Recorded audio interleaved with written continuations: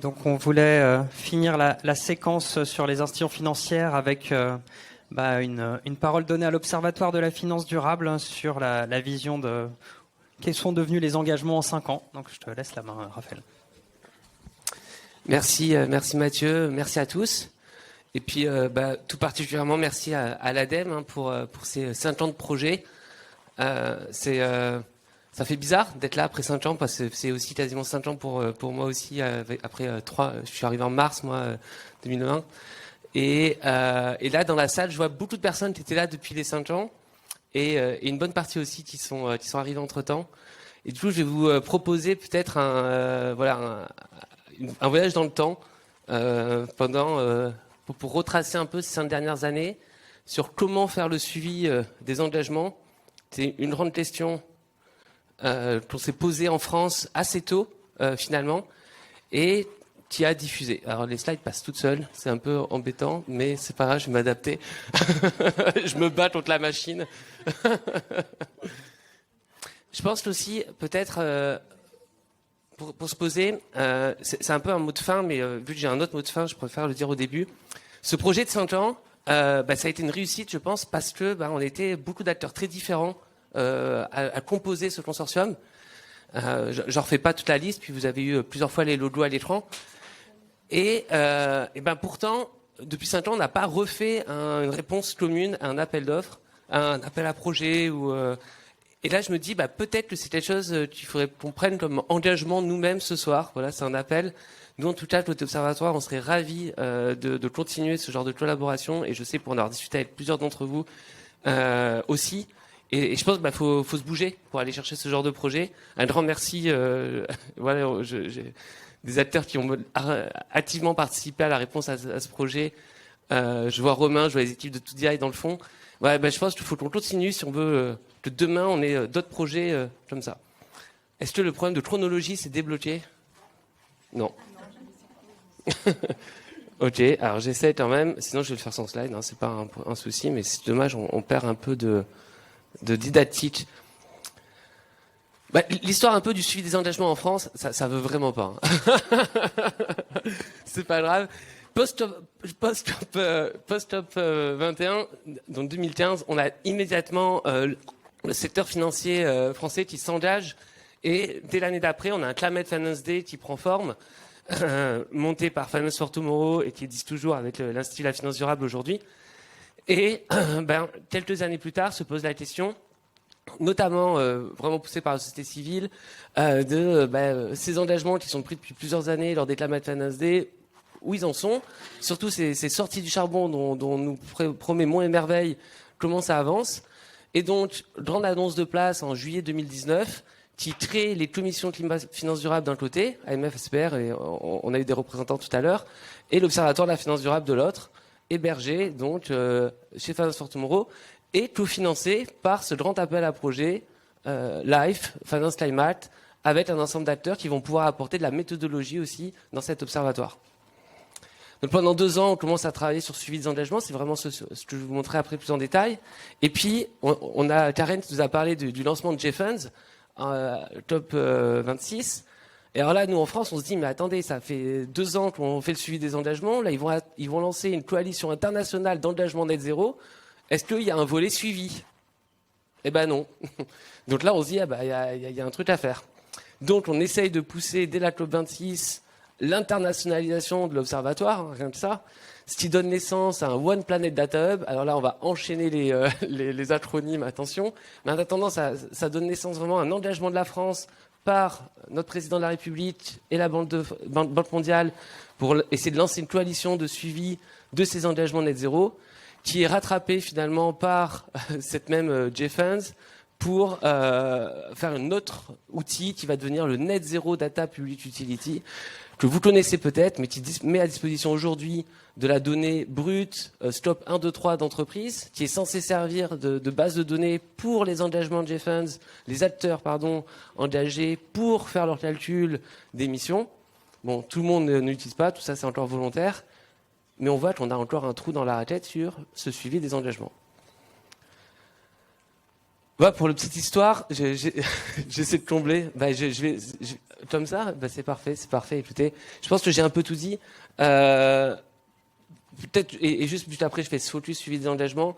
L'observatoire, donc 4 ans au sein, plus lié avec les acteurs financiers, et on verra la différence. Depuis 1 an, on a rejoint un autre réseau, qui est le réseau de PARC, Paris Agreement Research Common, soutenu aussi par l'ADEME, par DG Trésor et d'autres acteurs.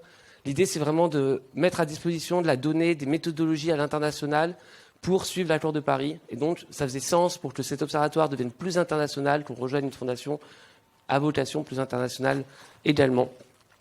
Et on ne fait pas tout le suivi des engagements, mais c'est ce que je vais vous parler aujourd'hui. L'idée de l'Observatoire aujourd'hui, plus globalement, c'est d'arriver à mettre à disposition un ensemble de données, des pratiques financières, pas que des acteurs financiers, ça peut être aussi des États, ça peut être aussi des entreprises. On travaille en ce moment, on commence un partenariat avec l'AFD pour faire le suivi des banques publiques de développement. C'est un projet de recherche pour commencer, mais en tout cas dans les visions des indicateurs qui pourraient compléter l'observatoire, clairement 10% des finances mondiales par les banques publiques de développement, ça ferait sens. Et pas plus tard cette semaine, j'ai eu un contact avec le Financial Center for Sustainability. Alors ça, c'est le réseau des équivalents d'instituts de la finance durable dans le monde, qui lance aussi une coalition de suivi et de transparence. Et ils se disent, est-ce qu'un observatoire indépendant, ça ferait pas sens? Et là, on voit à quel point cette initiative française, et encore bravo pour ceux qui l'ont pensé il y a 5 ans, peut peut-être servir comme ça à l'international. Allez, on revient en arrière. En 2020, quand on essaye de faire un suivi des engagements, ça donne une liste. Alors, faut vous dire, on a 5 mois pour le faire, entre l'annonce et puis le temps, un Covid qui passe par là quand même.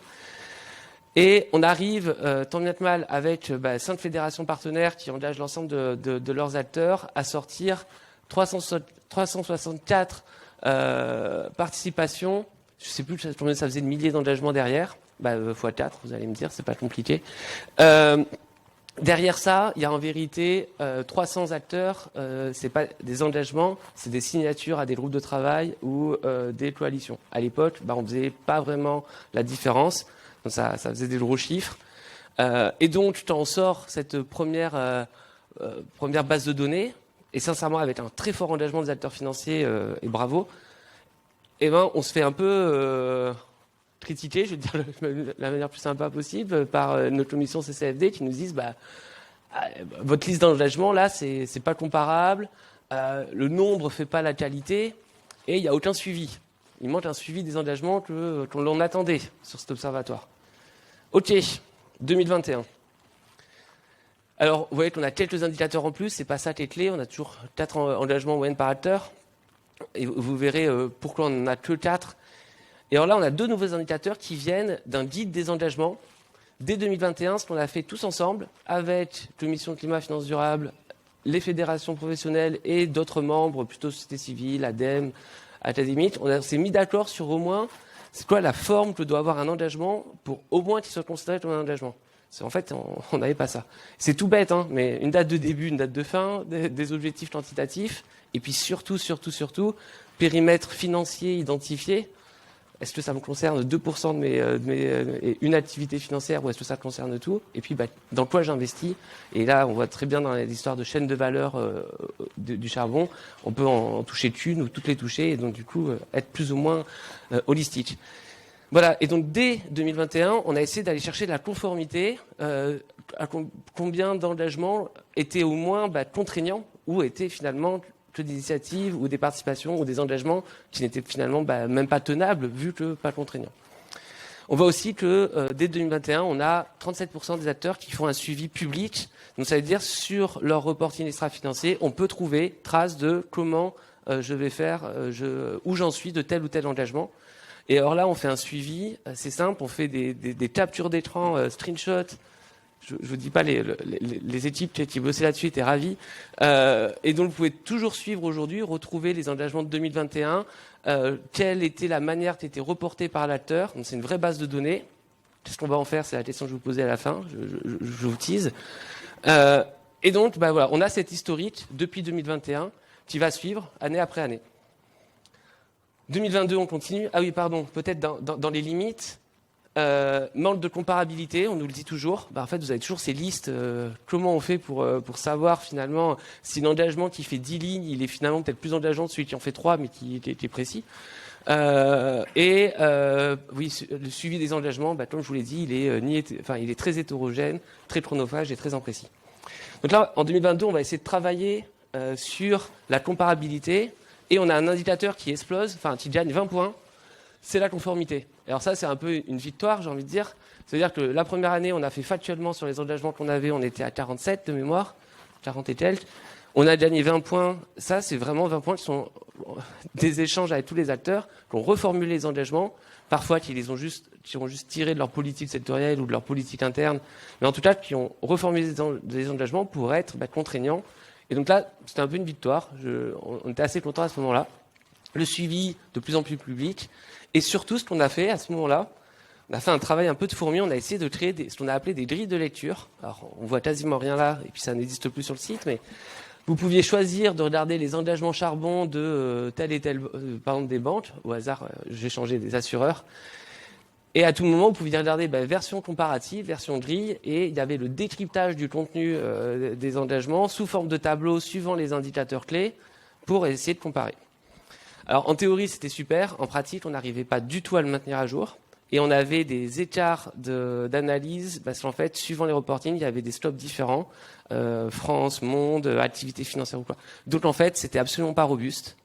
Et donc là, on se dit finalement cette grille, mauvaise idée. Et donc, suivi des engagements toujours chronophage et imprécis. Et cette comparaison ne marche pas. Je vais vite parce que sinon je vais vraiment dépasser.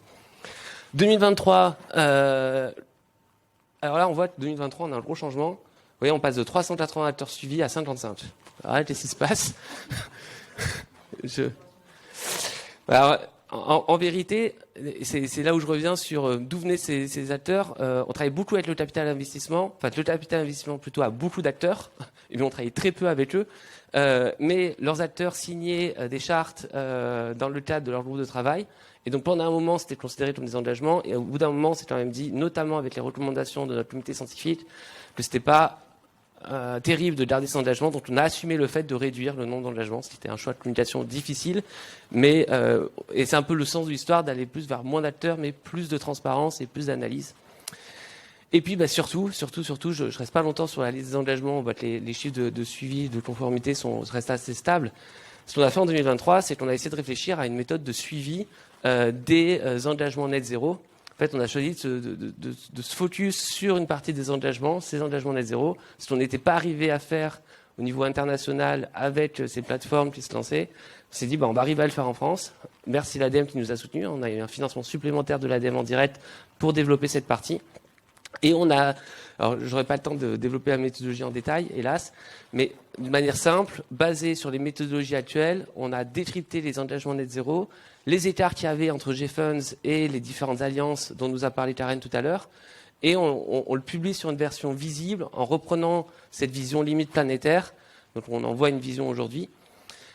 Et voilà. Et on a un premier cadre d'analyse en 2023 et qu'on arrive à alimenter et à mettre à jour cette année. Et donc hier, on a publié notre rapport et on a publié une nouvelle fonctionnalité qui permet même de comparer plusieurs acteurs. Donc aujourd'hui, sur le site de l'Observatoire, vous pouvez prendre n'importe quelle banque européenne parce qu'on a étendu l'analyse sur toutes les banques européennes.